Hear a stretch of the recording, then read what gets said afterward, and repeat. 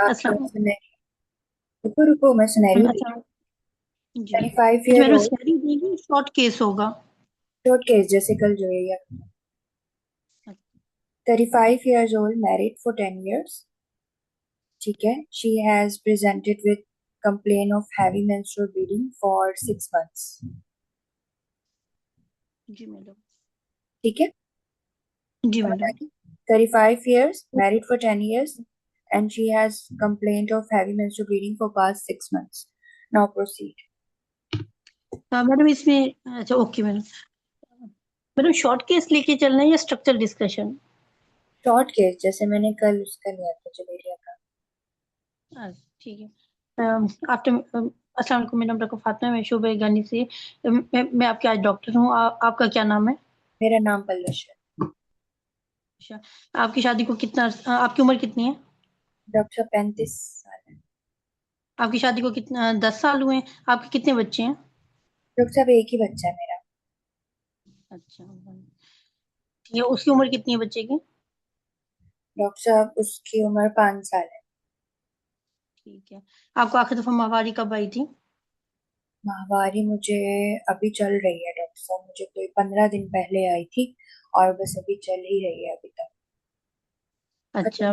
फिर अभी आपने कोई इसके रोकने के लिए कोई अद्वियात के इस्तेमाल किए? डॉक्टर साहब मुझे ट्रांजामिन कॉन्स्टेंट फोर्ट का कोर्स शुरू कराया था डॉक्टर ने। कोई मुझे 2 महीने हो गए हैं वो करते हुए, लेकिन उससे कोई फर्क नहीं पड़ रहा, मैं बहुत तंग आ गई हूँ। ठीक है। ठीक है। अच्छा, आप इसी मसले की वजह से आई है या कोई और भी मसला है? नहीं, बस मुझे यही मसला है, मेरा मसला हल करें बस आप। ठीक है। आपको पेट में कोई गोला तो महसूस नहीं होता? डॉक्टर साहब मुझे ना पेट में बहुत भरती महसूस होती है, जैसे हर वक्त भारी भारी रहता है मेरा पेट। अच्छा, ठीक है। और ये हैवी, ये आपको जो भर्ती होती है, कितने अरसे से है? ये भी जब से बस मेंसेस मेरे खराब हुए हैं ना तब से ही, उसके थोड़े अरसे बाद ये ही आप हो गया था। ठीक है। अच्छा, आप बताएंगे कि आपको माहवारी जो आप कह रही हैं खराब हुई है, कितने अरसे पहले से खराब हुई है? कितने अरसे पहले आपकी माहवारी बिल्कुल ठीक थी?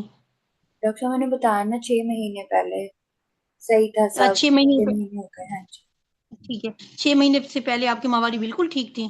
हाँ जी, बिल्कुल ठीक थी। महीने के महीने आती थी? हाँ जी। अच्छा, अब आपको जो माहवारी का मसला है, आती महीने के महीने है? हाँ, महीने के महीने आती। अच्छा, और कितने दिन रहती है फिर?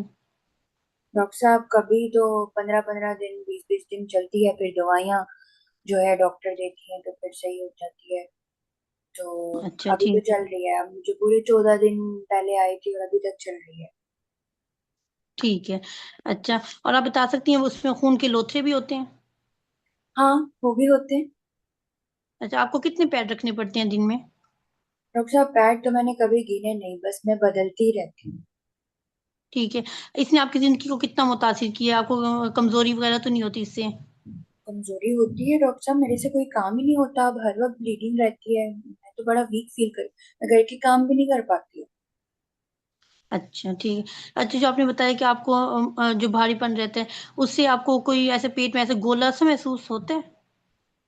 नहीं डॉक्टर साहब। उसमें दर्द होता है आपको? नहीं, पेट में दर्द तो नहीं होता, बस भरती महसूस होती है। ठीक। ठीक है, उसकी वजह से आपको ऐसा तो नहीं होता पखाना पेशाब करते हुए कोई मसला होता हो? कभी कभी पेशाब में तकलीफ होती है मुझे, रुक ठीक के है। आता है। अच्छा, ठीक। ठीक है। और आपको इसके साथ पेट में दर्द भी है जो भारीपन महसूस है उसके साथ? नहीं। अच्छा, ठीक है।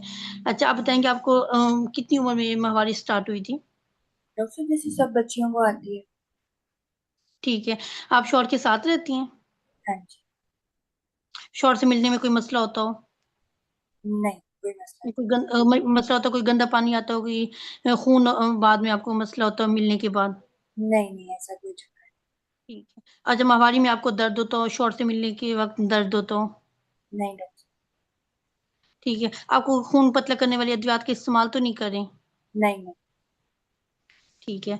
अच्छा, जैसे कि बलूशा आपने बताया कि आपका एक बच्चा है, तो आप बता सकती हैं कि वो आपका नॉर्मल हुआ था, ऑपरेशन से हुआ था? डॉक्टर साहब वो तो नॉर्मली हुआ था। ठीक है। तो वो 5 साल के उसके बाद आपने बच्चे के लिए कोई कोशिश की है? कोई वक्फा इस्तेमाल कर रही हैं? वक्फा तो मैं कोई इस्तेमाल नहीं करी डॉक्टर साहब। लेकिन मैंने अभी कोशिश अभी नहीं की। मैंने, मेरा ये मसला शुरू हो गया, मैंने सोचा जब वो बड़ा हो गया सोचा, तो फिर अब ये मसला शुरू हो गया। ठीक है। अच्छा, आपने अपना कोई इसके लिए कोई स्पेशल इलाज नहीं करवाया? नहीं, मैं आपके पास आई हूँ क्योंकि डॉक्टर ने कहा था ठीक है। ट्रांजमीन कॉन्स्टेंट से सही हो जाएगा, 3 महीने लो। अभी मैंने बस 2 महीने ही ली है, इस महीने भी ली, मुझे कोई फर्क नहीं पड़ा। इससे उन्होंने कोई कहा था फर्क नहीं पड़ा 5 दिन आपको? हो जाएगा। ठीक है। आपको सर्दी गर्मी ज्यादा तो नहीं लगती? नहीं डॉक्टर, जैसे जो मौसम चल रहा होता है बस वही। ठीक है। अच्छा, आपके खानदान में किसी को खुदा न खास्ता बच्चेदानी का, अंडेदानी का, सरतान हो या टीबी का कोई मसला हो? नहीं। इससे पहले आपका कोई ऑपरेशन हुआ हो? नहीं डॉक्टर। आपको ब्लड प्रेशर, शुगर, दमा का मसला? नहीं नहीं, ऐसा कोई चक्कर किसी ड्रग से एलर्जी या कोई किसी और चीज से आपको एलर्जी हो? नहीं डॉक्टर। आपको वजन का अपना कद और वजन का तवाजुन का पता है? डॉक्टर, वजन मेरा है 58 kg। 58 kg। हाँ जी। अच्छा, आप ये बताएं कि आपने शोर की जर्सीम पानी का टेस्ट करवाया है उसके बाद 5 साल बाद? क्यों डॉक्टर? अपने हस्बैंड का कोई टेस्ट करवाया था आपने, टेस्ट जैसे क्यों 5 साल से डॉक्टर? आपका बच्चा नहीं हुआ? नहीं जी। नहीं नहीं, कोई टेस्ट नहीं करा। अच्छा, ठीक है। आप अब और बच्चे चाहती हैं ना? डॉक्टर साहब, मेरा मसला सही हो जाए तो फिर हाँ, मैं चाहूंगी बच्चा और। ठीक है। चलें, अब मैं आपका मुआयना करूंगी। Madam, first of all I go to general physical examination, vitals of the BMI patient, vitals of the BP, pulse, temperature, respiratory rate, check the white pallor and jaundice, and thyroid examination, acne and hirsutism check. And after this I examine the breast examination, abdominal examinations. First of all, inspect the abdomen on the foot end to see any stria, any scar marks, any hernial intact hernial orifices by cuff reflex. After this, I perform the abdominal examination. First of all, superficial palpation. After this, deep palpation for any viscerally and abdominal mass. If mass present, then I see size, site, surface, margin, location, and mobility of the with mobile with the skin and with the other organ, and other this examine the margin of margin and nodular or not smooth surface. After this, I perform the local examination. First of all, look the vulva, and after this, examine the first speculum examination to see the health of the cervix, any bleeding and discharge, and cervicovaginal, cervical, any cervical polyp. After this, I perform bimanual examination to see the consistency of the cervix, size of the uterus, and some mobility of the uterus, position of the uterus, and bilateral adnexa. And if any mass present, then I palpate if I see it is mobile with the uterus or not. Okay. I complete my examination. Patient's BMI is 25. Her vitals are normal. Sub vitals are also normal. Thyroid is normal and breast is normal. On abdominal examination, there is approximately 20 week size mass. Lower limit is not reachable, and mass is moving along with the uterus. And PV findings are non significant. Now, summarize your case. Madam, my patient Pulvesha, 35 year of age, married for 10 years, para one, previous SVDs, last child by 5 year back. Patient LMP 15 days back. Patient came with complaint of heavy menstrual bleeding with cycle regular and with the complaint of heaviness from last 6 months. And patient took medicine, constant and transmit, but for 2 months, but refracted to medical treatment. And on examination, BMI of the 28, vitals normal, and thyroid examination normal, abdominal examination 20 week size of mass, lower limit not reachable, and not per vaginal examination normal.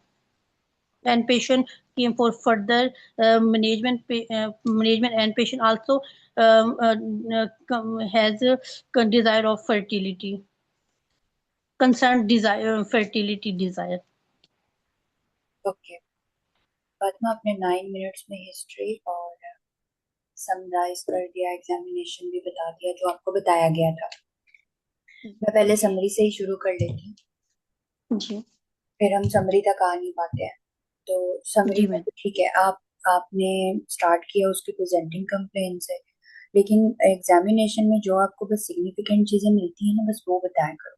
She okay on madam. Examination she is vitally stable, ठीक है, hmm. and जी madam. she is sub vitally and sub vitally stable, ठीक है, and ji on examination, on abdominal examination, she there is a 20 week size mass, आगे उसकी findings बताएं, and she has came for further management along with the future fertility desires।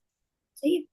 Ji time जी बचे जो madam. Normal चीजें आप ना बताएं, लेकिन हाँ जो नॉर्मल चीजें उस पर्टिकुलर प्रेजेंटिंग कंप्लेन से सिग्निफिकेंट होती है, रेलेवेंट होती है, वो बतानी है, बाकी नहीं बताए। ओके जैसे madam. Let's suppose cardiac lung examination आपको नॉर्मल दिया जाता है, उस वो तो इम्पोर्टेंट नहीं है ना। हाँ अगर आपकी पेशेंट सिम्टोमेटिक हो, उसको डिस्निया हो, अनीमिया के उसको सिम्टम्स हो, फिर आप ये जरूर बताएंगे। आपको मिला हुआ है जी ये मैडम। एग्जामिनेशन, तो फिर आप जरूर बताएंगे। ठीक है, तो इस तरीके जी से मैडम। कट शॉर्ट करनी होती है पूरी स्टोरी से। बाकी आपकी अच्छी थी, आपकी टाइम जी मैनेजमेंट अच्छी थी, लेकिन अब आ जाते हैं आपकी हिस्ट्री पर। फातिमा, डू यू जी थिंक आपने हिस्ट्री पूरी अच्छे से कंप्लीट की है? नहीं मैडम, मुझे फील हो रहा था कि मुझे ना, मतलब मैं ना वो ऐसे ले नहीं पा रही जैसे मैंने तैयारी की थी ना, क्योंकि ड्यूरेशन के बाद ना मुझे ना समझ नहीं आई कि क्या वो लेनी है हिस्ट्री। क्यों नहीं समझ आई? मैंने आपको टेम्पलेट भेजा हुआ है ना एचएमबी का, जी फिर तो आपको कंफ्यूज ही नहीं होना चाहिए। जी ओके, स्टार्ट करते हैं। पेशेंट का आपको मैडम। सिनेरियो मिल गया था, ठीक है। आप पहले उससे क्या कहते हैं बायोडाटा लेते हो, सबसे पहले आपने कंफर्म करी डिटेल्स, ठीक। उसके बाद हम्म। आप उसका एजुकेशनल स्टेटस, आप कितना पढ़ी लिखी हैं, ठीक है। हाँ, ये नहीं पूछा था। जी जरूरी है, आगे बात करने में आसानी होती है पेशेंट से, ठीक है। और जो है आपने एलएमपी पूछी थी, patient is still menstruating. Did you mention this in your summary? नहीं मैडम। नहीं, ये इम्पोर्टेंट है, ठीक है। 14 जी दिन से अभी तक पेशेंट ब्लीड ही करी जा रही है, ठीक है। ऑनसेट हो गया। जी ऑनसेट मैडम, आपने मैंने बार ये कहा था बार, रिफ्लेक्टिव टू मेडिकल ट्रीटमेंट थी, लेकिन वो तो अभी वो एक डिले सिर्फ अलग टू चीज मंथ है। के लिए हाँ था। वो एक अलग जी चीज है, चलो ठीक है, ओके। सिमरी में नहीं बताया, मैनेजमेंट ने इसको ध्यान में रखना, ठीक है, कि तुम्हारी जी पेशेंट अभी भी सिम्टोमेटिक है, इस वो तरीके से तुम्हें कंटिन्यूस है। मैनेज करना है।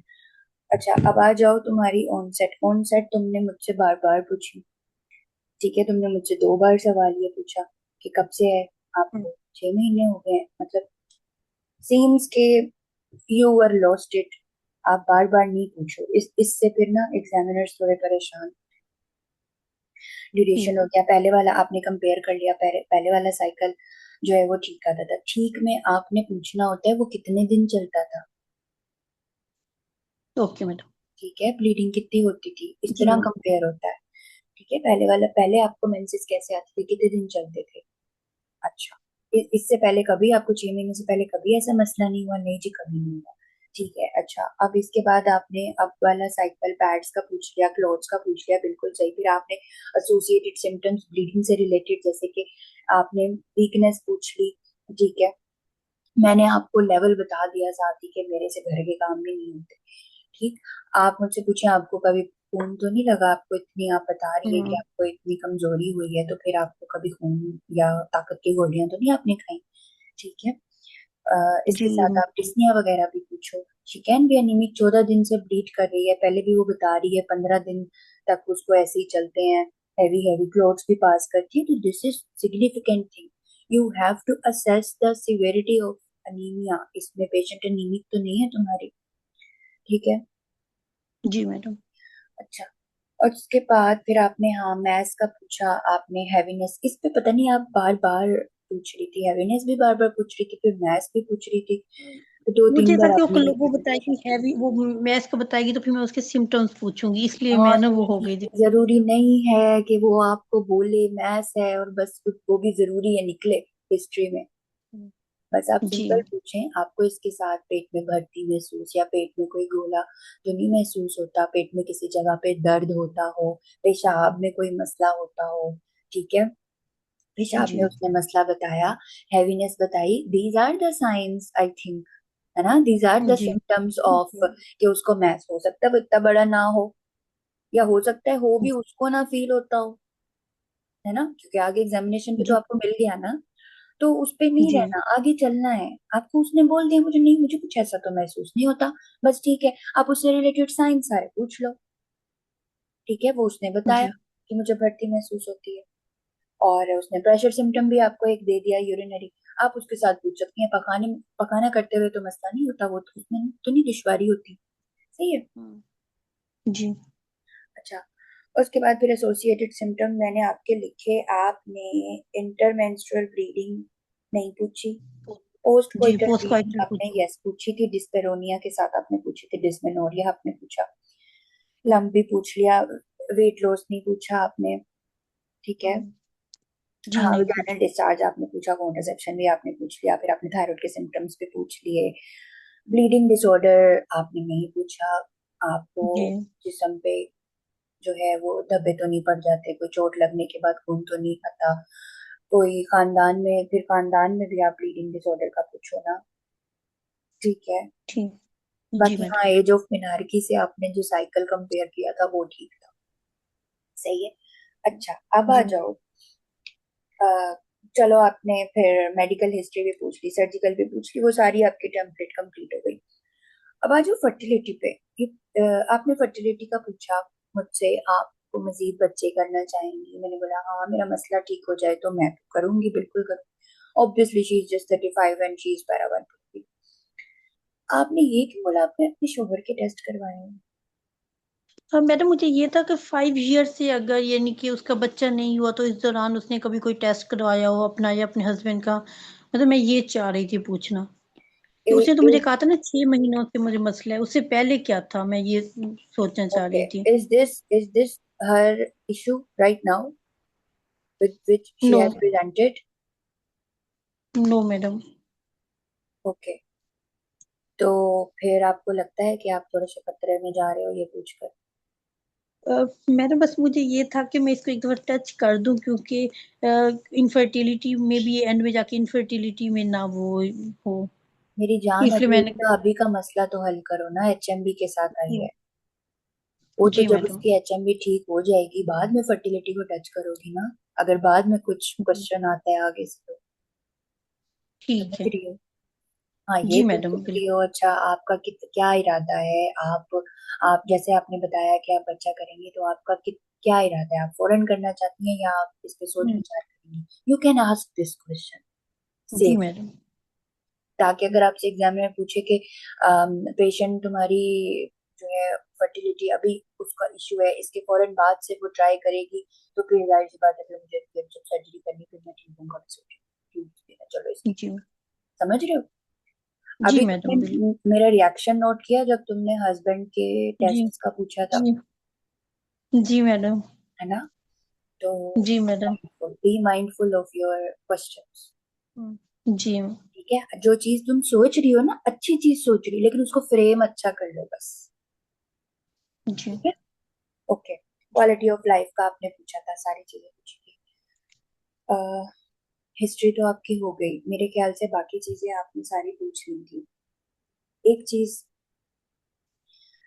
डिजायर सारी चीजें हो गया, appetite, loss of appetite, weight loss, ये चलो तुमने जी मेलिग्नेंसी का वो सोचा ही नहीं, तो तुमने ये क्वेश्चंस मिस कर दिए, बाकी हिस्ट्री आपने ऑलमोस्ट सारी पूरी कर ली थी, ठीक है। अब आ ठीक। जाते हैं हम एग्जामिनेशन पे। एग्जामिनेशन तो आपको सारा मिल गया था, वहां पे भी आप करोगे, एब्डोमिनल एग्जामिनेशन करोगे, और फिर आप जो है आगे फिर जाना है और समराइज करना है। समरी का मैंने आपको बता दिया, ठीक है। जी यहाँ तक कोई आपकी क्वेरी, फिर हम मैनेजमेंट करवाते हैं आपसे। Doctor madam. परवेशा, मैंने पूछना था कि वैसे इसकी एचएमबी की हिस्ट्री का टेम्पलेट बहुत लंबा है। मतलब अगर मैं अपने केस में भी थी ना तो मैं वाकई हिस्ट्री लेती रह गई थी, तो इसको हम कंसाइज कैसे करें? इसका पहला तरीका तो मैंने ये बताया था आपको कि आप ये सारे सवाल उर्दू में लिखे हुए होंगे, और आपने अपनी ही उर्दू जो लिखी होगी उसको आपने रटा हुआ होगा, आपको सोचना ना पड़े कि आपने क्या सोचना क्या पूछना है, ठीक है। जैसे मैंने जो पिक्चर भेजी थी अपने उसकी टेम्पलेट की, जैसे ही जहाँ पे मैथ्स लिखा मैंने फौरन एरो लगा के मैथ्स की टेम्पलेट, तो वो एरो लगा के मैथ्स की टेम्पलेट का मैंने प्रैक्टिस की हुई थी कि अगर वो कहती है मुझे डिस्निया होता है तो मैं उससे सारी वो पूछूंगी, साथ ही मैं ब्लड ट्रांसफ्यूजन का पूछ लूंगी, ठीक है, कभी एडमिट तो नहीं होना पड़ा कभी, और प्रेशर सिम्टम एक भी देगी तो मैं सारे उसके फिर बाकी के भी पूछ लूंगी। उसके बाद फिर अब उसने अब तक क्या ट्रीटमेंट ली, उससे आराम आया नहीं आया, अब आप कौन सा इलाज चाहती हैं, ठीक है, परमानेंट इलाज चाहती हैं, बच्चे करना चाहती हैं, ये सारी चीजें मैं साथ साथ मतलब मैं मुझे सोचना ना पड़े वहां पर। ठीक है, फिर अब देखो पेशेंट भी आपका टाइम लेता है जाने, तो आपने प्रैक्टिस ऐसे करनी है रियल एग्जाम में, वो वार्ड में ही आप करोगे।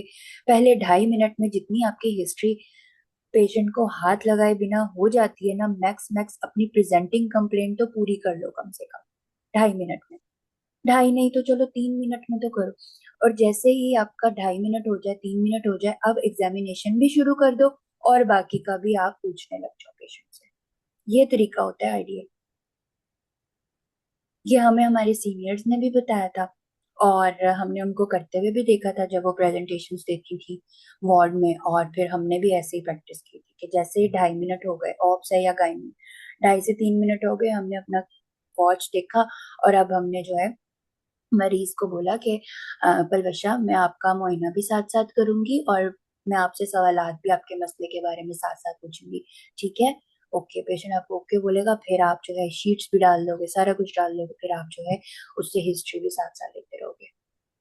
ये तरीका है। पहले ऐसे प्रैक्टिस की है आप लोगों ने? मैडम स्टॉप वॉच लेके जा सकते हैं हाँ। एग्जाम में?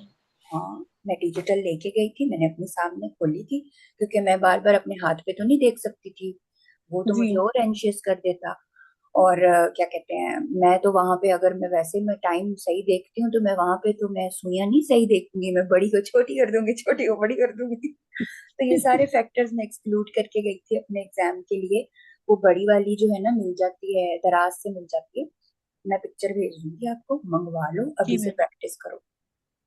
वो जी इतनी मैम। बड़ी थी कि वो मेरे हाथ में भी थी, मैंने फौरन से अपने लैपटॉप से निकाली, सामने रखी, मैं उसको भी देख रही हूँ, मैं पेशेंट से बात भी करी, मैं उसको भी देख रही हूँ। तो ये आपको ना थोड़ा सा अपनी नर्व्स को प्रैक्टिस करानी पड़ेगी। ये कोई मैं मुझे पता नहीं था कि ये ऐसे करना है या मुझे आता था या मैंने अपने वार्ड में ये सब किया था ना, पेपर के लिए मैंने ये सब किया था, लेकिन मैंने फिर ट्रेन किया था अपने आप को आखिरी के 1-2 हफ्ते। तो ये आपको करना पड़ेगा क्योंकि उस जी वक्त यार मैडम, आपने अच्छी एक्सट्रीम बात एंजाइटी बताई। होती है, जिंदगी मौत का मामला होता है आपके साथ। पेशेंट तो सही सही, पेशेंट को जो मसला मसला है, खुदा ना खास्ता आपको पेल्पिटेशन होती होती कुछ भी हो सकता है। तो ये जितने भी इस तरह के फैक्टर्स है ना, ये खत्म ही करके जाओ। तो जी जो मैडम। भी आप अपना डिवाइस लेके जा रहे हो ना टाइम देखने के लिए, अभी से उसको अपने साथ रखो, उसके साथ फेमिलियर हो जाओ, अभी से उसी के साथ प्रैक्टिस करो। This is the key, this is the tip. और वो जी मैम। आम दुकानों पे मुश्किल ही मिलेगी, मैंने इधर ही बैठे बैठे शायद ऑर्डर कर दी थी, आई थिंक मैं पिक्चर भेज दूंगी उसकी, जी मैडम। कि वो इतने बड़े डिजिट आते हैं कि आपको आंखें चुन्नी करके देखने की जरूरत नहीं एग्जाम में। ठीक है, ये जी तरीका है। मैडम। और हफ्ते में एक बार जाओ, 3-4 मरीज जरूर देखो इस तरीके से टाइम लगा के, ठीक है। फिर उसकी प्रेजेंटेशन भले बाद में करना, लेकिन वो जो पहले के 5 मिनट है ना आपके शॉर्ट केस के पहले स्टेशन के, वो आपने प्रैक्टिस करनी है। हफ्ते में एक बार चली जाओ करने से। रमजान के बाद जाना, खैर अभी तो छोड़ दो, रमजान के बाद जाना, लेकिन जाना जरूर, ठीक है। जी। चलो, और कोई सवाल यहाँ तक किसी का?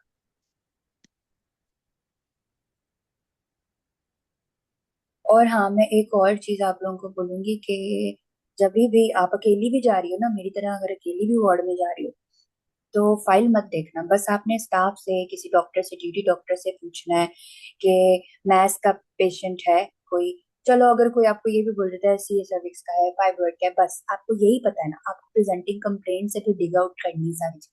बस फाइल आपने नहीं देखनी, आपने मरीज के पास जाना है और आपने शुरू हो जाना है, आपको कुछ नहीं पता होना चाहिए। जस्ट लाइक रियल एग्जाम ही आपने उसकी हिस्ट्री एग्जामिनेशन, उसके बाद फाइल खोल के देखना अगर अकेली हो तो। बाकी पार्टनर वाली तो मैंने कल बता दी थी कैसे करते हैं, सही है। जी मैडम। देखना अगर करोगे ना तो तुम लोग 2 हफ्तों में ही ट्रेन हो जाओगे, नहीं इशू होगा वहां पर। मैं यहाँ से गई थी 2 साल से, मैं प्रैक्टिस में नहीं थी साल से, 1 साल से, तो मुझे भी नहीं इतना मसला हुआ था। खैर मैं बहुत एक्सपेक्ट करी थी कि यार मैं तो सब भूल गई होंगी, मैं तो पेशेंट को हाथ ही नहीं लगाया, लेकिन अल्हम्दुलिल्लाह काम किया था वार्ड में, खुद ही हिस्ट्रियां ली, खुद ही एग्जामिनेशन किए थे, तो वो एक ही हफ्ते में मेरे रिफ्लेक्स बैक हो गए। तुम लोग तो माशाल्लाह कर रहे हो ना सारे काम, अच्छी अच्छी मैडम हम ट्रेनिंग भी घर ली है में ही तुम लोगों बैठे ने। हैं। हैं? मैडम हम भी काफी टाइम से, मैं 2024 के एंड में मेरी खत्म हुई है। मैं तो अब मतलब यानी 26 तुम्हारी हो गए 24 घर में में। हुई है, मेरी 23 में हुई है, तो ये चीजें आपको रोक नहीं सकती किसी चीज से, हम्म, until unless you decide। जी ठीक है? मैडम। कोई टाइम ज्यादा टाइम कम नहीं होता, सब कुछ तुम लोगों पे डिपेंड करता है। मेरे इतने गैप्स थे, मेरे इतने फ्लॉज थे, लेकिन मैंने वो सारे कवर किए। मैं लाइब्रेरी भी जाती थी, फिर मुझे हॉस्पिटल दूर पड़ता था अपने घर से, मैं हॉस्पिटल भी रात को, मैं सुबह लाइब्रेरी जाती थी, रात को फिर मैं हॉस्पिटल जाती थी, और मैं फिर 11 साढ़े 11 बजे वहां से आती थी। कभी कभी मरीज नहीं मिलता था, लेकिन सिर्फ हॉस्पिटल जाकर पेशेंट से हम्म, बातें करके हिस्ट्री लेकर मुझे तसल्ली हो जाती थी कि ठीक है मैंने कुछ आज किया है। तो क्वालिटी भी मैटर करती है, ठीक है, क्वांटिटी के जी। पीछे मत भागना। चलो अब चलते हैं मैनेजमेंट पर, ठीक है फातिमा, अब आप बिस्मिल्लाह करके अपने पेशेंट को मैनेज करो। जी पहले मैडम। आप मुझे इस टीडी बताओ। Madam, first of all, is benign or uterine mass, any malignant uterine, benign uterine mass, and any benign and malignant ovarian mass, and other is tubo-ovarian mass, tubo-ovarian and non-gynecological mass, and other is retroperitoneal lymph node. Fatima, जी what history points suggest for the non-gynecological and the adnexal and ovarian masses? On what grounds are you thinking of these adnexal masses? madam, patient. Based on your history and the examination finding. Hmm. Madam, first my diagnosis is any other any uterine condition. Second, my is in ovarian. Such as uterine conditions, such as, Benign fibroid condition, and fibroid, all right, and fibroid, and other is any malignant disease of uterus. okay, and Other is any ovarian mass, either is benign and malignant ovarian mass. okay. Now, first tell me what history and examination points favors for the uterine mass, irrespective of benign or malignant. Just tell me about the factors which are favoring the uterine mass. Madam, patient has continuous heavy bleeding from last 6 months, and patient also complain of heaviness, and patient has complain of urinary symptoms and heaviness. So it's Okay. like my Anything else? no, madam. Okay. Fatma, you made your differentials on the basis of history as well as examination. What okay madam. examination madam यही points? Point मुझे मुश्किल लगता है, मुझे exam में भी यही point पे हम्म, एग्जामिनर ना मुझे वो डिटेल अभी से वो तुम्हारा हुई थी। वाइवा हो रहा है। जी मैडम। Okay madam, sorry. जी मैडम, आप दोबारा पूछें question. You just mentioned history points. Is there anything in the examination which is favoring uterine mass? Madam, patient you on the examination per vaginal examination, mass move with the uterus, and other is abdominal examination, lower margin is not reachable, lower side not reachable. Okay. And you So my mentioned the ovarian diagnosis is mass. any uterine mass. Okay. So now you are disowning ovarian mass? Hmm? Uh, Madam, patient has no madam, ovarian पे नहीं समझ आ रहा, उसको कैसे Yeah, justify करूं। exactly. इस पे काम करना है तुमको, चलो ठीक है। और कोई? अब यहाँ पे कोई और आ जाए differentials.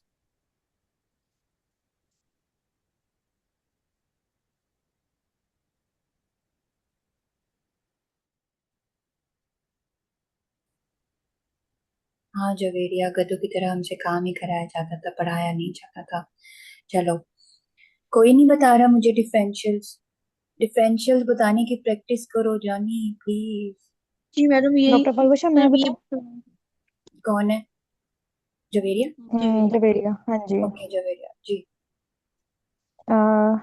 Differentials, I would start from the benign uterine or ovarian masses, and then malignant uterine and ovarian masses, and it could be tubo-ovarian mass. And at the end, I would suggest I would go for the non-gynecological masses. Okay, and how do you justify your And differentials? the in the benign uterine mass, I would go for the fibroid, as on the history there is a heavy bleeding, and there is a suspicion of the mass. On examination, the per abdominal examination suggesting that the lower limit is not reachable, and the per जी doctor Parvesha, continue. and on the pervaginal examination, the mass is moving with the uterus and it is not separated from the uterus, so it is defining that it could be the uterine mass rather from the ovarian mass, बिल्कुल because ovarian mass में तो वो separate होगा from the uterus और वो मतलब move भी नहीं कर रहा होगा with the uterus. ठीक है। अच्छा, अब मेरी बात सुनो, डिफरेंशियल्स जब पूछी जाती हैं तो जरूरी नहीं है just for the sake of telling आप चीजें ऐड ऑन करो, आपका वाइवा होना है उस पर। तो स्ट्रॉन्ग ग्राउंड्स पर आपने अपनी डिफरेंशियल्स बनानी होती है। टॉप मोस्ट 2 to 3 फेवर कर रही हैं अगर, ठीक है, on the base of history and examination आप बोलो madam, my first and foremost differential is uterine mass. It could be benign, it could be malignant, but most probably it could be benign because my patient is having HMB with the regular cycle, and also she has pain in the she has symptoms of heaviness and the difficulty in urination, but she does not have any history of weight loss. वैसे तो पूछी नहीं, अगर पूछती तो मैं बोलती कि नहीं मेरा कोई वेट लॉस नहीं हुआ, and there is no any associated history of weight loss, so on these grounds also the examination is favoring that this mass is not separately separable from the uterus and it's moving along with the uterus, so most probably it could be uterine fibroid. ठीक है, आप पहला रखोगे uterine mess और उसमें भी आप पहले रखो फाइब्रॉइड, ठीक है, और दूसरा आप रखो अपना मेलिग्नेंट यूट्राइन मैस रखो, लेकिन उसके साथ आप बोल दो कि मैडम उसकी वेट लॉस की हिस्ट्री नहीं है, बाकी वर्कअप पे फिर पता चलेगा मस, ठीक है। एडनेक्सल मैस में अगर उसको पेशेंट को पेन, इस पेशेंट को पेन नहीं था, अगर उसको पेन होता है तो फिर तो आप साइट और वो सारी चीजें पूछते हो, ठीक है। और दूसरा हाँ, फिर दूसरा अगर वो कहती है कि मुझे खाने के बाद मुझे भट्टी महसूस होती है, ठीक है, कुछ फैक्टर्स हैं, जैसे अगर पेशेंट नली पैरस है और वेट लॉस भी का भी बताती है और पेन भी जो है वो किसी पर्टिकुलर राइट या लेफ्ट साइड पे बताती है, फिर आप रख सकते हो अपने एडनेक्सल मासेस, ठीक है। ठीक है और उसमें जी। मोस्टली इरेगुलर पीरियड्स हो जाते हैं, ओवेरियन मास अगर भरा हो और वो यूट्रस को जो है वो डिस्टॉर्ट कर रहा हो, पिंच कर रहा हो, तो फिर इरेगुलर मैसेज हो जाते हैं, लेकिन HMB is not with ovarian mass, ठीक है। उसमें भी फैक्टर्स जी होते हैं, ओवेरियन कैंसर वाले आपको या ओवेरियन मास वाले आपको फिर वो सिम्टम्स मिलेंगे पेशेंट में, ठीक है ना।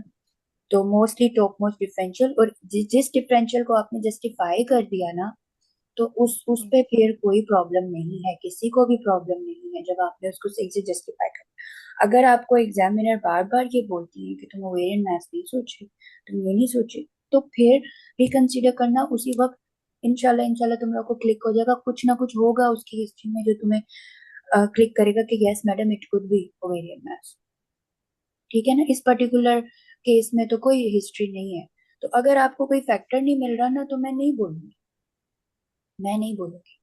जैसे मेरे एग्जाम में ना जो पल्मोनरी एम्बोलिज्म वाला आया था ना केस पिछले साल मई में, उसमें उन्होंने मुझसे डीडी वो पूछती रही, जितने उसमें सिम्टम्स थे ना उसमें बस पल्मोनरी एम्बोलिज्म ही बन रहा था और कोई नहीं बन रहा था।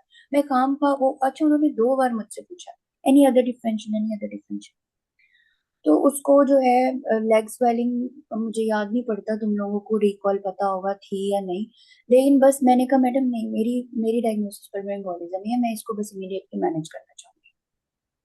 मैंने नहीं बोला कुछ, उन्होंने मुझे नहीं कुछ कहा, क्यों तुमने क्यों नहीं बताया, तुमने ये क्यों नहीं किया, वो तो फैट स्ट्रक्चर डिस्कशन थी। तो समझ रहे हो मेरी बात को? अगर आपको नहीं समझ जी आ रहा उस वक्त के कुछ भी नहीं है इसमें, तो फिर डरने की बात ही नहीं है। बस मुझे तो पल्मोनरी एम्बोलिज्म फिर मैनेज करना था ना, मुझे पता था पूरा वाइवा इस पे होना, मैं क्यों इधर अटकूं? तो क्या वीटी शायद मैंने मिस कर दिया होगा? उस वक्त मेरी नर्व्स ने मुझे कहा कि बस pulmonary embolism, stick to it, बस मिस्टेक थी। थोड़ा सा अपनी गट पे भी थोड़ा सा भरोसा करा करो। सही है। जी अच्छा, फिर इसमें फिर मैं सिर्फ यूट्राइन ही बताऊंगी ना, कोई और तो आप नहीं पहले बोलूंगी ना? यूट्राइन, हाँ आप पहले यूट्राइन बोलो, फिर आप नॉन गायनेकोलॉजिकल बोल सकते हो, लेकिन हिस्ट्री कोई सजेस्टिव है नहीं उसमें। जी ठीक है। मैडम वो डिफरेंशियली अगर गलत बोले ना तो एग्जामिनर ने इसी बात पे मुझे तो उसने इस बात पे बहुत वो हो गई थी, हाइपर हो गई थी। तो इसीलिए कह रही हूँ ना, लाइव केसेस 1-2 बार जरूर हफ्ते में डिस्कस किया करो दोस्तों के साथ, डीडी की प्रैक्टिस किया करो, सिम्टम्स के साथ तुम्हें डीडीज आनी चाहिए। जी और वो मैडम। ऐसे ही ब्लाइंडली नहीं यार, on the basis of history and examination तुम्हारी डिफरेंशियल्स होनी चाहिए, इस तरह की प्रैक्टिस करो। डिफरेंशियल्स हो गई, चलो अब मैनेज करो। Madam, first of all, I need complete blood count for hemoglobin, platelets, and TLC with date. Madam, hemoglobin. H भी उसका 9 है। Okay, madam.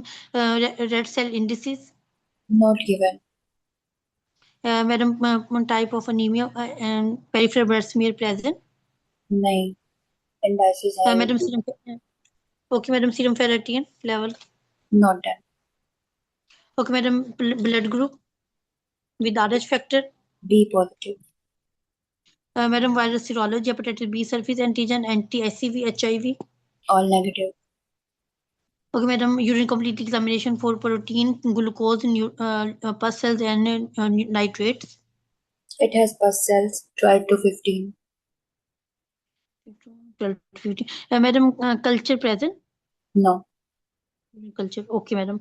Madam, blood sugar, either it's HbA1c present. No. Okay, madam. Madam, I need transabdominal ultrasound and transvaginal ultrasound to see the endometrial thickness, myometrial echogenicity, and to see the mass, type of mass, nature of the mass, and location.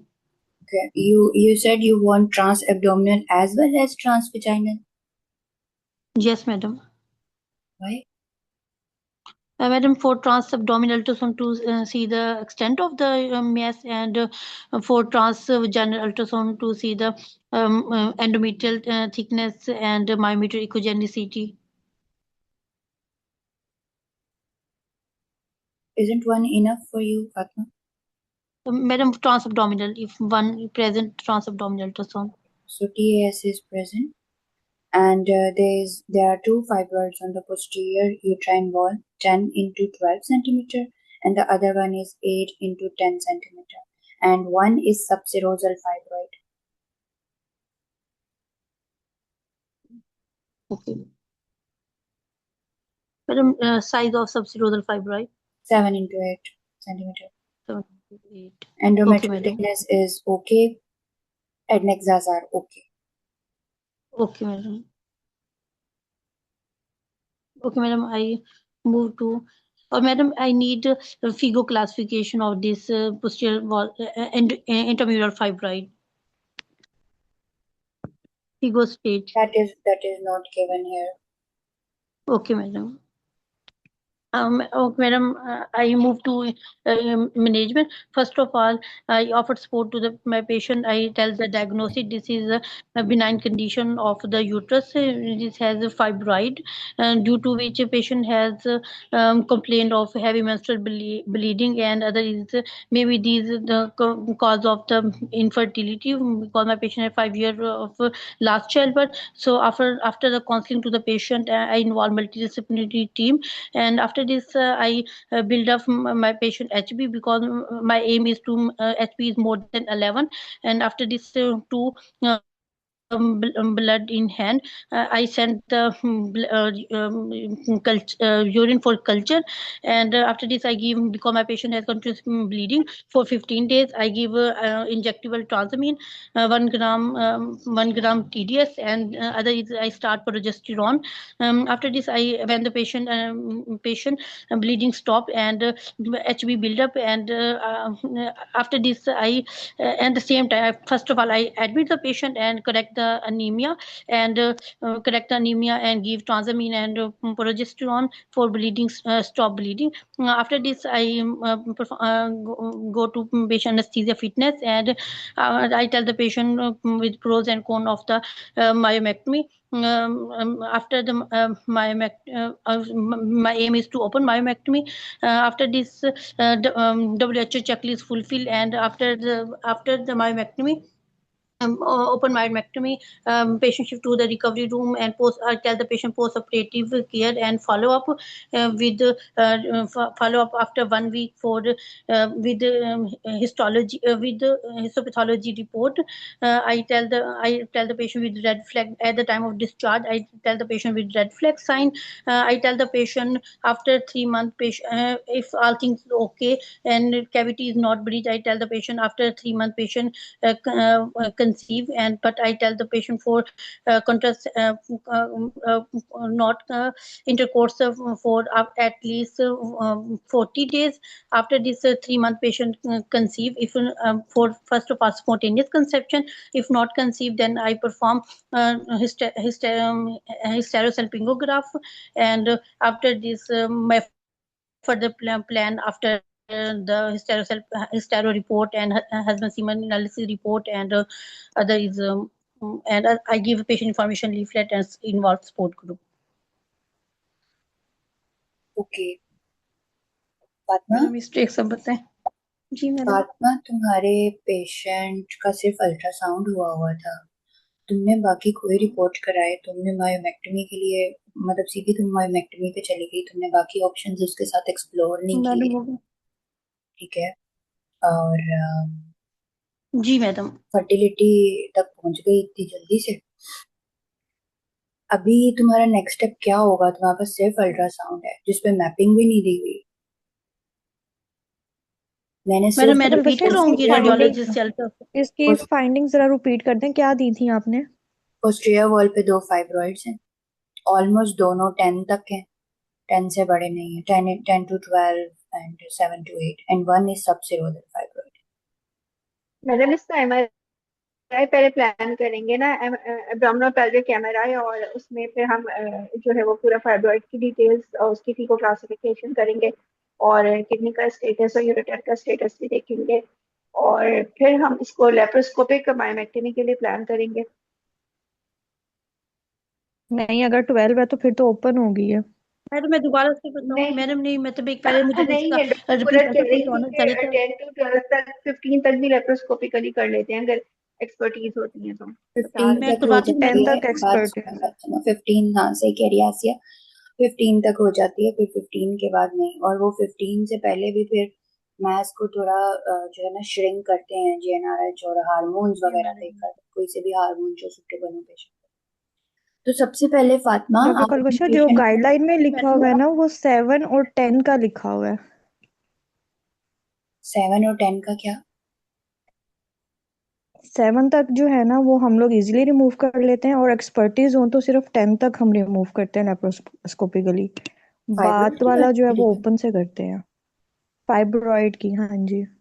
हाँ, और मैंने जो कल परसों पढ़ा है ना, वो मैंने 20 पढ़ा है। 20 से ऊपर जो है ना, आपकी ये लेप्रो सारी फेल हो जाती हैं, फिर आप जो है मैडम वो 20 वीक यूट्रस है, 20 वीक साइज ऑफ 20 हाँ जी, यूट्रस, साइज सेंटीमीटर जो है ना, हम्म, वो 10 है।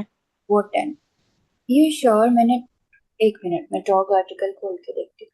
जवेरिया आप क्या किस गाइडलाइन का रेफरेंस दे रहे हो? रुको मैं ही खोल के देखती मैं भी देखती हूँ डॉक्टर परिभाषा दोबारा। हूँ, क्योंकि मुझे दो चीजें अच्छे से मैंने याद करी थी। एक ये कि विजाइनल हिस्टेक्टमी 14 वीक मैथ से ऊपर नहीं होती, और ओपन की तरफ आपने जाना होता है, ये फीगो में लिखा हुआ है 20 सेंटीमीटर से ऊपर आपने ओपन की तरफ जाना होता है। उससे नीचे एक्सपर्टीज हैं, तो पहले कभी भी इस पे आप पहले 20 से नीचे नीचे वाला ऐसे नहीं जाते, पहले आप उसको श्रिंक करते हो। श्रिंक होता है क्योंकि ओके 50% जो है ना वो आराम से जीएनआर चैनल लोग श्रिंक कर देते हैं।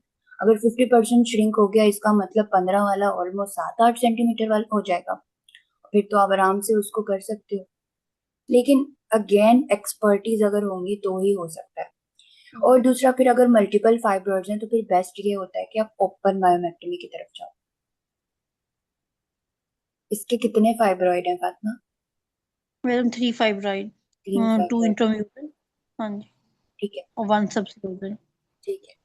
और देखो फीगो मुझे फातिमा, पता नहीं थी। वापस तुम्हारे ऊपर आ रही हूँ। अब मुझे जी ये बताओ जी। कि तुम एमआरआई कैसे मांगोगी? देखो एग्जामिनर से इन्वेस्टिगेशंस मांगने का तरीका होता है, वो याद करना है, उसकी प्रैक्टिस करनी है, कैसे मांगोगी? Madam, I need FIGO classification of these fibroid. Next, I repeat ultrasound for expert radiologists for see the FIGO classification and involvement other organ for other madam involvement. मैं बताऊं मैडम सेंटेंसेस का? नहीं madam, अगर मैं madam मुझे correct करें ना, और मुझे पता है डॉक्टर आसिया को तो आता है, इस टाइम तो मैं अपनी यानी करेक्शन के लिए बात बैठी हूँ सुनो ना। फातिमा, वो भी करेक्ट ही करवा रही है ना, वो बोल रही है तो वो, मैं भी अगर वही बोलूंगी तो करेक्शन ही हो रही है ना चंदा। जी मैडम, चलिए ठीक है मैडम, जी मैडम। जी Asiya. Madam, I will request my examiner that, Madam, for further management, I would like to have the MRI abdomen and pelvis and abdomen of this patient, because the FIGO classification of the fibroid would help me in deciding the plan of the management of my patient. हाँ जी, बाकी आप ये भी चीजें add कर दो इसमें आसिया के madam. I want to complete the missing investigations in terms of MRI, abdomen, जी and pelvis for fibroid mapping, including its size, number, ठीक है, and if it's distorting the uterine cavity and the adnexal status as well as urinary tract status, so that it will help me okay to madam. decide the mode of management. MRI जो Management. हम कराते हैं ना वो इसीलिए कराते हैं, मुझे पता चल जाए कितने फाइब्रॉइड हैं और उनकी क्लासिफिकेशन का क्या है, उनके टाइप क्या है, नंबर कितने हैं, यूरिनरी ट्रैक्ट का स्टेटस क्या है। और फिर मुझे ये भी पता चलेगा इससे, जब मुझे फीगो की क्लासिफिकेशन मिल जाएगी, कि मुझे अब अपना सर्जरी का जो मोड है वो क्या रखना है। मैं लेप्रोस्कोपिकली कर सकती हूँ या मैं ओपन पे ही जाऊंगी। बेसिकली एमआरआई आपको एक्सटेंट बताता है फाइब्रोइड्स की, डिलीनिएट करता है पूरी यूट्राइन एनाटमी को, पेल्विक एनाटमी को, और आपको हेल्प करता है डिसाइड करने में मैनेजमेंट, सर्जिकल मैनेजमेंट, मेडिकल नहीं सर्जिकल मैनेजमेंट। तो ये आपको अपनी टेम्पलेट डिवाइस करके लिखनी है और ये बोलनी है पर्टिकुलर सिनेरियो में चेंज करके, जी ऑब्वियसली। सही है ना? फातिमा जी समझ मैडम। जी आई? और मैडम मैडम कितना पे इसमें, हमारे मांगना और चाहिए? मैडम लास्ट टाइम इसमें एक केस था जिसमें ना मैंने फाइब्राइड ही थे, यानी कि 2-3 थे, तब मैंने फाइब्राइड मांगा था, तो उन्होंने कहा था कि तुम्हारा ये फेलियर पॉइंट है कि तुमने यहाँ पे एमआरआई मांगे है, देखो तो इसलिए फातिमा, मैंने हो आज मैडम सकती है एमआरआई। कुछ और होगा। मैडम जी इसमें एक और पॉइंट मुझे बताया था, डॉक्टर खुरत ने ही बताया था कि, ये शायद डॉक्टर नाहिद ने बताया था, कि आप पेशेंट को एनेस्थीसिया दे रहे हैं, मेजर एनेस्थीसिया, आप उसको जिए जिए देंगे। जब आप उसको एग्जैक्टली। लेप्रोस्कोपी के लिए लेके जाएंगे, तो आप किसी पेशेंट को अगर मेजर एनेस्थीसिया दे रहे हैं तो उससे पहले आप उसकी सारी लैब्स तो कंप्लीट करें। मतलब लाइक आप उसको जो है वो एमआरआई तक आप उसको जाके उसकी सारी चीजें उसको आप वर्कअप तो करें, फिर आप किसी पेशेंट को जिए देना। बिकॉज ये जो भी होता है वो कोई स्मॉल चीज, छोटी चीज तो नहीं होती ना, कि आप किसी पेशेंट को जिए दे रहे हैं किसी सर्जरी के लिए, लेप्रोस्कोपी जिसे हम वो कर रहे हैं तो। वो मेरे मेरी आरएफटीज एलएफटीज और चेस्ट एक्सरे वो मिसिंग थी वुमेन। एनेस्थीसिया फातिमा, फिटनेस में मेरा माइंड तो जी मैम। मैनेजमेंट हम अपने एग्जामिनर को कन्विंस कर सकते हैं ना कि मैडम अगर मैं इसको किसी मेजर प्रोसीजर के लिए लेके जाती हूँ, लाइक मैं लेप्रोस्कोपी प्लान करती हूँ या इसकी लेप्रोटमी प्लान करती हूँ, तो उससे पहले I must have my complete set of investigations in every yes, aspect. You तो would say madam I will go for preoperative workup yes, by ordering this thing 1 2 3। ठीक है, ओके सबसे पहले मैडम। तो जी देखो मैडम। देखो सबसे पहले तो तुम जो मिसिंग इन्वेस्टिगेशन है पूरी जी करो। मैडम। ठीक है, उसके बाद ऑप्टिमाइज करना है पेशेंट को। अभी अभी तुम्हारी फातिमा पेशेंट सिम्टोमेटिक है, मुझे ब्लीडिंग हो रही है, तुमने सब चीजें साथ जी साथ मैडम। लेके जानी है। ठीक है, तुमने एमआरआई करवाना जी है, मैडम। उसके बाद तुम फिर एमआरआई हो गया, तुम्हें फाइंडिंग मिल जाएगी। बस उसके बाद तुमने फिर मैनेज करना है। मैनेजमेंट में सबसे पहले जब आपको एमआरआई मिल गया, ठीक है, ऑब्वियसली आप उसका यूरिन डीआर में पस सेल्स थे, आपको उसका यूरिन कल्चर भी करवाना था। आप बोलोगे जो जो चीजें वो मिसिंग है, आप बोलोगे you will start with madam first I will order all the missing investigations, urine culture and जो भी तुम्हें, अब तुम्हें एमआरआई चाहिए, I need MRI if available. तो फिर सारा वर्ड वो पूरा तुमने कोट करना है, तुम्हें क्यों चाहिए। एग्जामिनर को बोलने मत दो कि क्यों क्यों करवा रही हो, ओके मैडम। खुद बोलो। ठीक जी है, मैडम। अच्छा, उसके बाद इससे तुम्हारी आधी जिंदगी आसान हो जाएगी। उसके बाद फिर तुम उसका अनीमिया करेक्ट करो पहले। ठीक है मैडम, एज अब आ जाएगी मैनेजमेंट। ठीक है, तुम्हारा बन गया सारा मैपिंग, उन्होंने तुम्हें दे दी। बोलेंगे now what will you do madam. Now first of all I will manage my patient, I will start with the counselling. I will empathetically approach my patient. I will tell her that she has multiple fibroids and she needs the treatment. I will give her options of अब तुम options पे आते हैं। अब देखो इसके लिए तुम क्या समझती हो कि क्या तुम्हें मैनेज करना चाहिए। अब मल्टीपल फाइब्रॉइड्स हैं, क्वालिटी ऑफ लाइफ अफेक्ट हो रही है, इतनी वो ब्लीड कर रही है, प्रेशर सिम्टम भी आ रहे हैं, तुम क्या सोचती हो। Just name one. Madam open myomectomy में सोचती हूँ। ओके, ठीक है।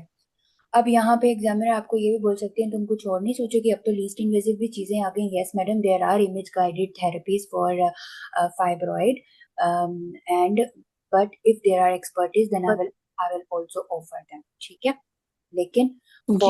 for my patient, I believe that she has pressure symptoms and she has multiple fibroids. Best option for her is myomectomy. I will counsel my patients for the myomectomy and at meanwhile I will arrest her bleeding. पहला point, I will arrest her bleeding by putting her on Fatima, complete करो दा। Madam I give tranexamine and other is progesterone. Tranexamine तो उसने, तुम ट्रांजामीन progesterone पे क्यों वो हो, ट्रांजामीन तो उसने ली, उसको फर्क ही ना पड़ा। एग्जामिनर बोले कि उसको तो फर्क ही नहीं पड़ा, तुम फिर ट्रांजामीन दे मैडम रहे हो। Injectable. Okay madam, madam injectable भी सिर्फ नहीं दे। डॉक्टर पलवशा, आप कह रही हैं कि वो जो एमआरआई गाइडेड हम मतलब न्यू फैसिलिटीज का, लेकिन वो तो अगर प्रेगनेंसी डिजायर है, मतलब आगे फर्टिलिटी डिजायर है, फिर उसमें तो नहीं करते वो? जिसको फर्टिलिटी डिजायर है ना, उसमें आप एंडोमेट्रियल एब्लेशन नहीं करते, उसमें आप यूएई नहीं करते, आप हीफू कर सकते हो। MRI guided focus ultrasound ablation वो कर सकते हैं, क्योंकि वो कर उसमें भी तो सकते हम हीट थेरेपी वो दे रहे कर होते हैं ना। सकते हैं। इसको एक बार कंफर्म करते हैं, मैंने उसको खोल के रखा हुआ है, लेकिन हम अभी इस पर रहते हैं, उसको मैं कंफर्म करती हूँ। मुझे लगता है जो मैंने परसों पढ़ा था ना, उसको शायद कर सकते हैं। एक टेबल है उसमें, बहुत अच्छा, फर्टिलिटी डिजायर वाले में आप कर सकते हो। दो आपकी कॉन्ट्राइंडिकेटेड है, एब्लेशन क्योंकि आप एंडोमेट्रियम को तबाह कर रहे हो, और यूएई वो वेरिएंट रिजर्व कर। मैडम आप ये प्लीज दोबारा कंफर्म कीजिए, क्योंकि मैंने भी ये पढ़ा था, अभी ये टॉक से ही पढ़ा था क्या फाइब्रोइड के। तो क्या क्या उसमें क्या था कि ये जो एमआरआई गाइडेड फोकस्ड अल्ट्रासाउंड बीव है ना, ये जो है ये वाइटल स्ट्रक्चर्स को डैमेज करती है, जैसे ओवरीज हो गई और जो स्पिंक्चर्स हो गए। तो ये जो है वो उन उन एरियाज में हम प्रिवेंट करते हैं कि उनको हम फिर वो डैमेज नहीं हो वाइटल एरियाज। मैंने ये पढ़ा था, ये मैंने टॉक से हाँ, ही पढ़ा करता है। है क्या बिल्कुल, प्लीज साइड इफेक्ट सबके हैं, कोई भी बिना साइड मैडम या इफेक्ट प्लीज, नहीं है। हाँ, और ये शायद फर्टिलिटी का इसमें इशू है मैडम, या प्लीज एक मिनट, कंफर्म मुझे ना कीजिए। कंफर्म करना है, मुझे बाकी दो तो पता है, इसका मुझे कंफर्म नहीं। इतना कोई स्लो चल रहा है। डॉक्टर परविशा, इसकी ट्रीटमेंट आप जरा रिपीट करें, आपने मतलब अभी तक क्या बताया है, कैसे करना है? एक ब्लड वाली बात तक मैडम पहुंची थी, ब्लड कैसे वो मिनट। ब्लीडिंग स्टॉप करेंगे? Consider for selected patients complications noted in pregnancy, miscarriage है, diaper pregnancy rate. Diffusive pregnancy rate अच्छा 69% है। चलो मैं इसको देखती हूँ, अभी ना ये लैपटॉप बहुत स्लो हुआ है, मैं देख के फिर ग्रुप में मैसेज करती हूँ, रेफरेंस भेज देती हूँ फीगो का, ठीक है ना? मुझे डॉक्टर कंफर्म। परविशा, जी वो साइज वाला भी प्लीज। हाँ वो भी मैं भेज देती हूँ, साइज वाला भी, वो मैंने शायद इसी में फीगो में ही पढ़ा था, मैं भेज दूंगी। अच्छा, तुम अरेस्ट करोगी ब्लीडिंग, तुम उसको हार्मोनल पर भी रख सकती हो। देखो एक रूल है मैडम ना, ये हमें बताया था, जो भी आपके ट्रीटमेंट ऑप्शन होते हैं ना, पेशेंट जहां तक ले चुकी होती है, आपने उससे आगे मूव करना होता है। ठीक है, अब आप जी उसको मैडम। हार्मोनल दे सकते हो, आप उसको कंटिन्यूस सीओसीपीस भी दे सकते हो, वही मैडम शहनाज वाली बात, अफोर्डेबिलिटी वाली, आप उसको कुछ तो दो, उसकी आप उसको एमेनोरिया करवाना है आपने, आप हार्मोनल्स पे उसको रखो, आप प्रोजेस्टेरोन दे दो या आप सीओसीपीस दे दो। ठीक है, अगर आपको आपका जो एम है वो फाइब्रोइड का वॉल्यूम को श्रिंक करना है, तो फिर आप उस पेशेंट को जीएनआरएच एंटागोनिस्ट पर रख सकते हो, वही जो हमने कल डिस्कस की। तो there are lot of options. तो तुम बोल सकती हो मैडम आई विल, तुम्हें जो उस वक्त सही लग रहा है ना, तुम उस वक्त वहां पे बोलो। अगर वो मैडम बोलती है कि तुम ये नहीं दोगी, अगर तो तुम्हें वहां पे फाइब्रोइड बहुत बड़ा मिल जाता है, तो तुम फिर बिल्कुल सेलेक्ट करोगी, तुम जीएनआरएच बोलोगी वहां पे, ठीक है। लेकिन अगर वो कहती हैं कि क्यों तुम सीओसीपीज क्यों नहीं दे रही, तुम प्रोजेस्टेरोन क्यों दे रही, madam you are absolutely right, दो COCPs and progesterone will reduce her blood loss, but it will not shrink her fibroid size. My aim is to uh, arrest her bleeding, optimize her hemoglobin, and shrink her fibroid size. I will I can easily achieve it by giving her GnRH and मैं उस scenario में कह रही हूँ okay. जब बड़ा fibroid होगा, ये बात याद रखो। कोई ये बिल्कुल तीनों गाड़ी ना ये एक ही बंदी है ना जो डेली आती है।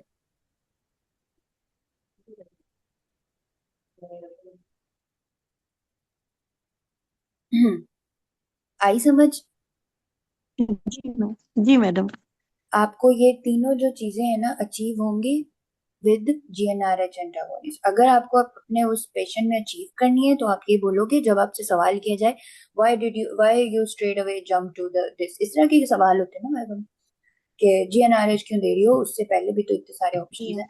तो वाहिद एक ये चीज है जीएनआरएच एनालॉग्स और यूलिप्रिस्टल एसीटेट सम, ये दो चीजें हैं जो फाइब्रोइड का वॉल्यूम कम करती हैं, बट सम हम दे नहीं सकते, हमारे पास हैगी भी नहीं, और उसके साइड इफेक्ट्स भी बहुत हैं, तो बचते हैं एंटागोनिस्ट।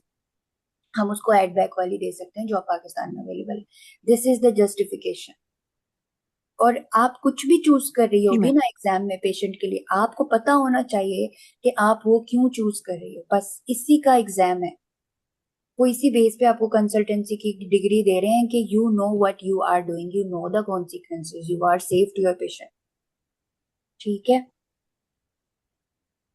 चलो। जी मैडम। पहला एम था ब्लीडिंग अरेस्ट करना, एचबी ऑप्टिमाइज करना, और फिर इसको सर्जरी की तरफ लेके जाना। तुमने इसकी एचबी भी ऑप्टिमाइज कर ली, ठीक है। तुमने इसको लेट सपोज तुमने इसको डाल दिया यस प्लस पे डाल दिया, उसमें आयरन भी होता है, तुमने यस प्लस पे डाल दिया, साथ में तुमने इसको जो है ब्लड लगा दिया एक।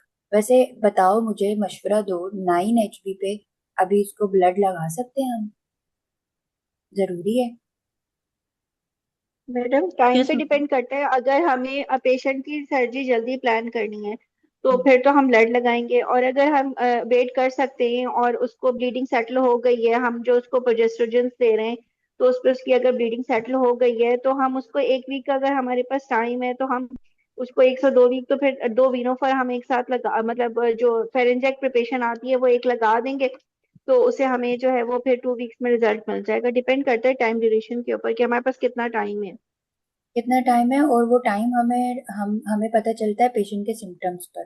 उसको एक्यूट ट्रीटमेंट की जरूरत है या ठीक है ओके, जैसे इसको ब्लीडिंग तो हो रही है, क्वालिटी ऑफ लाइफ इसकी अफेक्ट हो रही है, लेकिन ऐसा नहीं है कि वो डिस्निक हो रही है, उसकी एचबी ड्रास्टिक लो है और ऐसी चीजें नहीं। ठीक है, तो सही कह रही हो। जी हम मैडम। लोग ये ऑप्शंस इस तरीके से हम जो है ना चूज करेंगे। सबको भी ब्लड नहीं लगाना होता।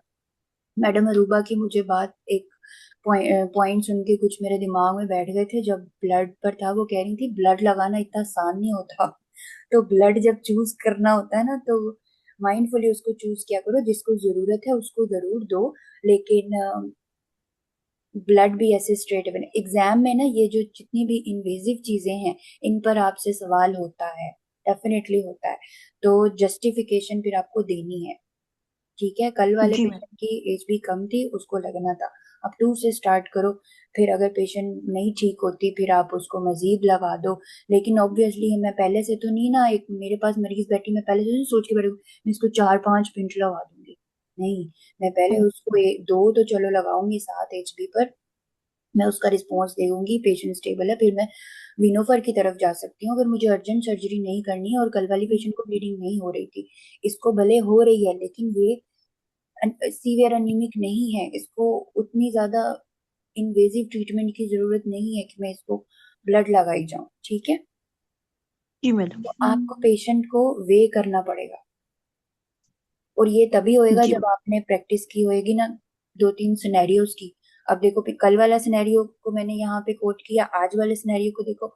आसिया ने आपको बताया कि डिपेंड करेगा, इट डिपेंड्स। कुछ चीजों में आप आराम से डिपेंड्स बोल सकते हो, मोस्टली जो डिपेंड्स वाली बात होती है ना स्ट्रक्चर्ड डिस्कशंस में आती है, madam it will depend upon this. Structured में यू कैन इजीली से डिपेंड वाली बातें, लेकिन आपके शॉर्ट केस में लाइव मरीज में वहां आपको मैनेज करना है पेशेंट, वहां फिर डिपेंड नहीं आएगा।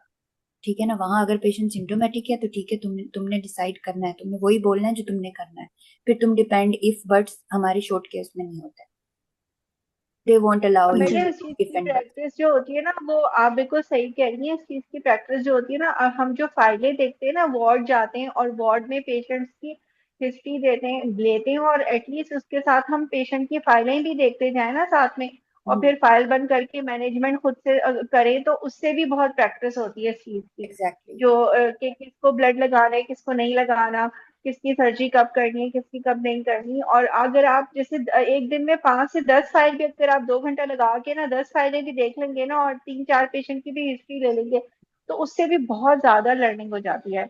मतलब बिल्कुल, ये जरूरी होती है करना ना। ये बहुत जरूरी होता है। देखो this exam is mixture of everything. आपकी सबसे पहले आपकी नॉलेज, फिर ग्राउंड रियलिटीज पर मैनेजमेंट, किताबों वाली मैनेजमेंट हम सबको आती है, ग्राउंड रियलिटीज पर फिर पेशेंट सेंटर्ड मैनेजमेंट। जब सब आपको पता है ना, ये पहला फेज पूरी मैनेजमेंट आपको, दूसरा फेज आ जाता है इम्प्लीमेंटेशन का।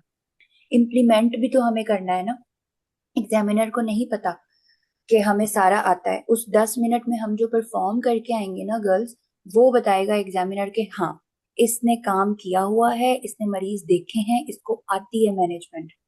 और जब तक तुम लोग अपने शॉर्ट केस की तो यही है, आप बहुत सारे फाइब्रॉइड के केसेस आप करो प्रैक्टिस, फिर जाके आपको मास्टरी होगी। और वो मास्टरी पता है किस चीज में होगी? एग्जाम में सवालों के जवाब देने पर, प्रॉम्प्ट किया जाए तो उस पर जवाब देने पर, जस्टिफाई करने करने की प्रैक्टिस होगी। ये तो जानी प्रैक्टिस है, इसमें कोई कोर्स मेंटोर आपको गाइड नहीं कर सकता, कोई नहीं कर सकता। अब जैसे अभी मैं मैनेजमेंट बता रही हूँ, मैं कल वाला भी कोट कर रही हूँ, आज वाला, इस तरह तुम्हारे दिमागों में केसेस होने चाहिए। देखो फलां वाली पेशेंट थी यार, जैसे कल आसिया ने बोला कि वो एक्यूट ब्लीड करी थी, मैडम ने बोला तुम्हारे मरीज को तुम जल्दी से फारिग करो, उसको इतनी ब्लीडिंग हो रही है, इतनी वो परेशान है।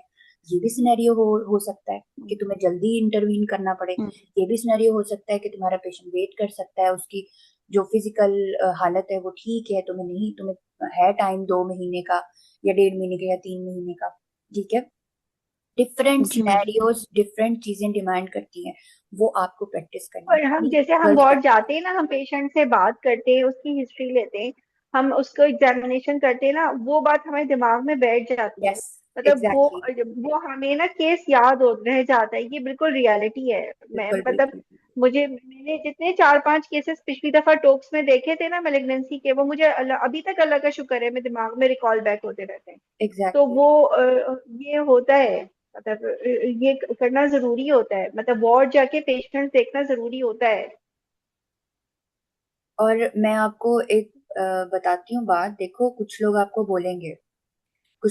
बोलेंगे कि जरूरी नहीं है वार्ड में जाना, जरूरी नहीं है ड्रिल्स करना, ड्रिल्स की वीडियोस देख लो और वहां पे कर लेना। और मैं तो वार्ड नहीं गई थी, मैं तो बस आखिरी एक हफ्ते में गई थी और एक दो मैंने मरीज देखे थे। प्लीज इन चीजों से कोई मैसेज मत लेना कि फॉर ग्रांटेड है, ये बिल्कुल वो कोई इजी सी चीज है। मेरी मेरी कमियां और हैं, फातिमा की और हैं, आसिया की और हैं। मेरी जो सबसे बड़ी कमजोरी थी, जो मेरे अंदर डर था, वो सबसे बड़ा डर मेरा ये था कि यार मैं साल से अटैच नहीं हूँ वार्ड से, तो मुझे तो बड़ी मेहनत की जरूरत पड़ेगी, मुझे तो बस जाना है, मुझे करना है। तो मैंने फिर गई, मुझे सब दोस्तें कहती थी, मैं सबसे पूछती थी चलो चलो चलो, कोई नहीं जाता था। हाँ कल चलेंगे, हाँ परसों चलेंगे।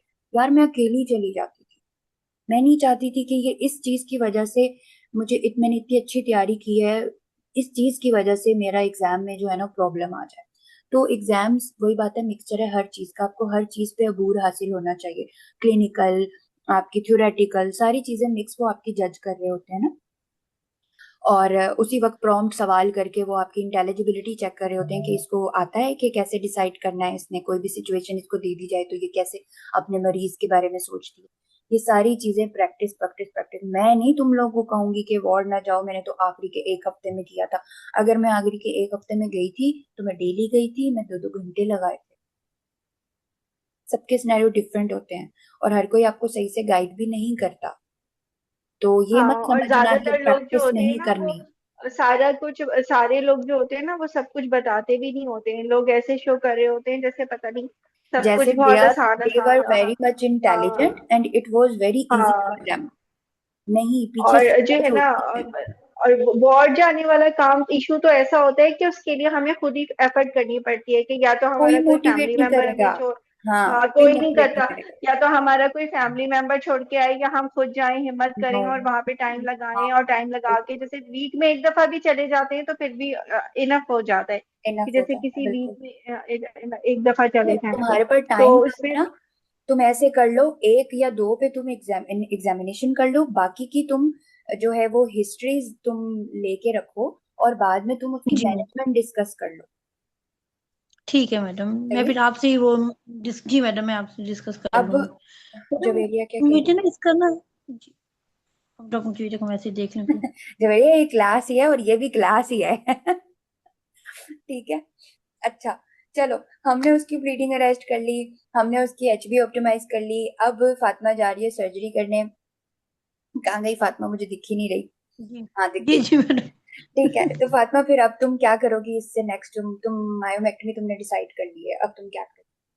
तो मैडम ओपन मायोमेक्टमी करूंगी, उसमें तीनों फाइब्राइड रिमूव करूंगी, क्योंकि नहीं, दो तो पहले मतलब। प्री ऑपरेटिव जी वर्कअप कंप्लीट करोगी। जी मैडम, आरएफटीज, उसके आरएफटीज कराऊंगी, एलएफटीज कराऊंगी, chest X-ray, ECG, anaesthetic fitness लोगी।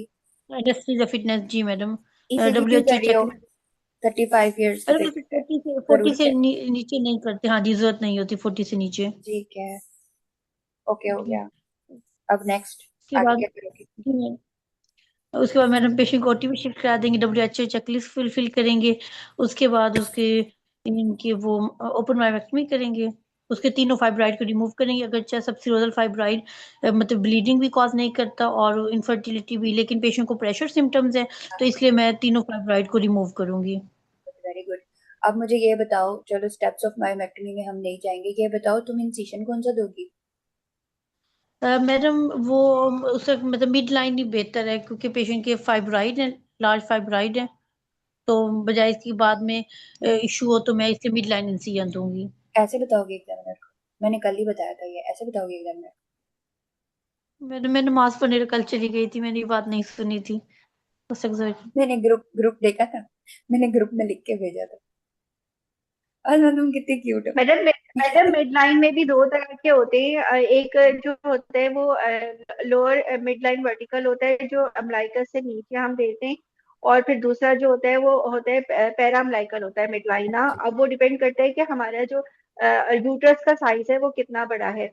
अगर यूट्रस हमारा 20 वीक से कम है तो फिर हम जो है वो लोअर मिडलाइन वर्टिकल देते हैं जो सबअम्लाइकल होता है स्किन के ऊपर। और फिर हमेशा जब से हम यूट्रस और फिर हम जब यूट्रस पे आते हैं तो यूट्रस पे फिर हम ये क्योंकि इसके तो दोनों फाइब्रॉइड्स पोस्टीरियर वॉल फाइब्रॉइड्स हैं। और इसमें फिर मैडम ये भी डिपेंड करता है कि जो पोस्टीरियर वॉल फाइब्रॉइड्स होते हैं वो डिफिकल्ट टू रिमूव होते हैं। और उसमें फिर सर्जन्स के पास जो है वो दो दो ऑप्शंस होते हैं कि आइदर आप एंटीरियरली जाएं या फिर आप पोस्टीरियरली जाएं। तो अगर एंटीरियरली जाते हैं तो फिर आप जो है वो मैक्सिमम जहाँ पे फाइब्रॉइड की लोकेशन है वर्टिकल या ट्रांसवर्स आपको देके और फाइब्रॉइड से थ्रू मायोमेक्टमी स्क्रू के थ्रू रिमूव करके और फिर उसको स्पेस को ऑब्लिटरेट करते हैं इंटरप्टेड स्यूचर्स में। और लेकिन अगर हम पोस्टीरियरली जाते हैं तो फिर हम बोनीज जो टेक्निक होती है उसको प्रेफर करते हैं कि हम जो है वो कैविटी को पोस्टीरियरली ओपन करते हैं जहाँ पे मैक्सिमम हमें फाइब्रॉइड्स का बल्ज मिलता है और कॉन्वेक्सिटी होती है। और फिर वहां से हम मायोमेक्टमी स्क्रू के थ्रू जो है वो उसको रिमूव करके पेडिकल उसका टाई करके और फिर जो है उसको कैविटी को जो ऑब्लिटरेट करना होता है इवन पोस्टीरियर वॉल फाइब्रॉइड्स की भी उसमें हम प्रेफर करते हैं कि हम कैविटी जब हम ऑब्लिटरेट करें तो वो हम एंटीरियर अप्रोच से करें। क्योंकि अगर पेशेंट की फर्टिलिटी डिजायर है तो इसमें फर्टिलिटी प्रिजर्व मतलब कैविटी लेटर ऑन जो है वो एंडोमेट्रियम ब्रीच होने के चांसेस कम होते हैं। तो उसमें फिर हम ये कि एंटीरियरली उसको ऑब्लिटरेट करते हैं और फिर वो कैविटी डबल लेयर सूचर से ऑब्लिटरेट करके और कैविटी रिस्टोर करके तो फिर हम जो है वो अपना रिमेनिंग पेरिटोनियल कैविटी जो है वो क्लोज बैक करके अपनी सर्जरी कंप्लीट करते हैं। ठीक है। ओके। बिल्कुल सही आसिया, आपने सारा सही बताया। देखो जो सर्जिकल टेक्निक्स है ना दो हैं and it depends upon the surgeons expertise. वो उसी वक्त डिसाइड करेगा कि उसको पीछे इंसिशन देना है, पोस्टीरियर वॉल पे ही देना है बोनी हुड के थ्रू, या फिर उसको इंटीरियर देना है। ठीक है। लेकिन इससे पहले कश्यप ने बहुत अच्छी बात करी, हम पहले उसको काउंसल कर देंगे। खैर, मोस्टली जो है ये इंसिशंस की बातें पेशेंट को बताना काउंसलिंग पहले बहुत ये और चीज है। आप जैसे ही सर्जन जब डिसाइड करता है कि मुझे ज्यादा आसानी इंटीरियर इंसिशन देकर है, ट्रांस कैविटी में जाऊंगा फिर मैं निकालूंगा, तो फिर वो बाद में काउंसलिंग बहुत ज्यादा इंपॉर्टेंट हो जाती है और उसके नोट्स में भी मेंशन करना बहुत ज्यादा इंपॉर्टेंट है। इस पे कोई वो नहीं है कि प्रेफर टेक्निक के नहीं, अगर फर्टिलिटी डिजायर है तो फिर फर्टिलिटी को कुछ नहीं करेगी। The thing is cavity breach होगी, उसकी मोड ऑफ डिलीवरी जो है वो मजीद उसकी वो चेंज हो जाएगी। अगर पहले उसकी एनवीडी थी तो अब कैविटी ब्रीच हो गई है, तो यूट्राइन रप्चर से बचने के लिए फिर नेक्स्ट मोड ऑफ डिलीवरी जो है वो उसकी सिजेरियन होगी। और हमने साफ साफ मरीज को भी बताना है और उसके डीसी कार्ड पर भी लिखना होता है, उसकी सारी डिटेल्स लिखनी होती है। ठीक है। तो इसमें कोई वो नहीं है कि फर्टिलिटी जाए तो ये नहीं तो वो नहीं, it it depends on the surgeons. अगर उससे नहीं, उसको पीछे से नहीं निकालने तो फिर वो आगे से निकालेगा। और अगर वो आगे से निकालेगा, दो ऑप्शंस है, आगे से उसने निकाला इंटीरियर वॉल पर इंसिजन देके, तो फिर the things you should know वो यही है कि उसको नेक्स्ट सिजेरियन सेक्शन से डिलीवरी होगी। मरीज को भी पता होना चाहिए, उसके नोट्स में भी लिखा हुआ होना चाहिए। बस इस सर्जिकल टेक्निक्स पे आपको ज्यादा वो खींचेंगे नहीं, they just want to know कि आपको पता है pros and cons when you do what। सही है। जी मैडम। मैडम इसमें जब हम पेशेंट को सर्जरी से पहले ही जब हम उसकी काउंसलिंग करेंगे और उसका कंसेंट लेंगे तो हमें ये इसमें बताना जरूरी है कि हम उसका इन्फॉर्म कंसेंट लेंगे जिसमें हम पेशेंट को डिटेल काउंसलिंग करेंगे कि आफ्टर दिस सर्जरी जो है वो उसकी जो है वो फर्टिलिटी रेट भी कम हो सकता है। इस कुछ कुछ कुछ कोट करना है, इसको मेंशन करना है कि मायोमेक्टमी करके मैमेक्टमी के बाद उसका कंसेप्शन रेट डिक्रीज हो सकता है। नहीं, मायोमेक्टमी के वो बाद तो कंसेप्शन, इंक्रीज होता है मैडम। मायोमेक्टमी देखो, अगर आप मायोमेक्टमी तो हम करते ही तब है ना जब फाइब्रॉइड विद फर्टिलिटी हाँ नहीं नहीं सॉरी सॉरी मैडम मतलब इंक्रीज ही होगा। माइमेक्टमी में हम कर ही इसीलिए रहे हैं कि उसके फर्टिलिटी रेट इंक्रीज हो।